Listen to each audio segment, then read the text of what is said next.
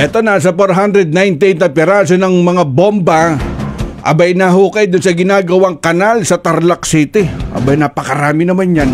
Alamin natin kay Kuyang Jude Briones.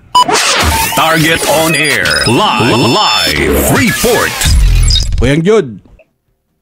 Yes, correct. Umabot na sa 198 piraso na mga bomba na hindi pa sumasama at mga bala ng hukay ng mga gumagana sa Tarlac City noong Abril 4, 2025. Ayon sa nakalap nating impormasyon ay aksidenteng nahukay ang humigit kumulang sa 10 piraso ng mga hindi pa sumasabog ng mga bomba habang hinuhukay ng ginagawang kanal sa naturang barangay. Dahil dito ay agad na umaksyon ang barangay chairman ng naturang barangay na si Cap Chester Cayetano na agad nitong ipinaalam kay Tarlac City Mayor Christy Angeles.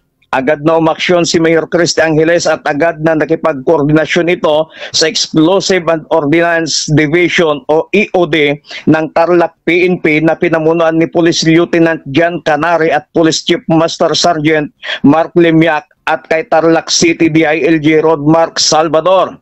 Umaksyon din ang Northern Builders sa pamamagitan ni Yorme Vic Angeles na nagpadala ng heavy equipment para ligtas na mahukay lahat ang mga bomba sa naturang barangay.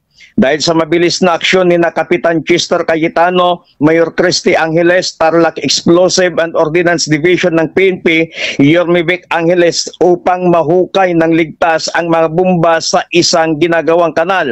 Ligtas na na-recover ang mga sari-saring bomba na umabot sa 498 piraso.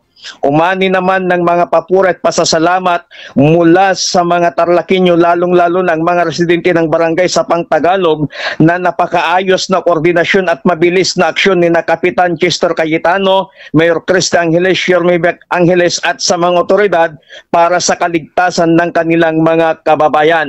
Mula dito sa Tarlac City, Jude Briones nagulat para sa Target on Air sa DZME 1530 ang Radyo TV. Target on air. Live report.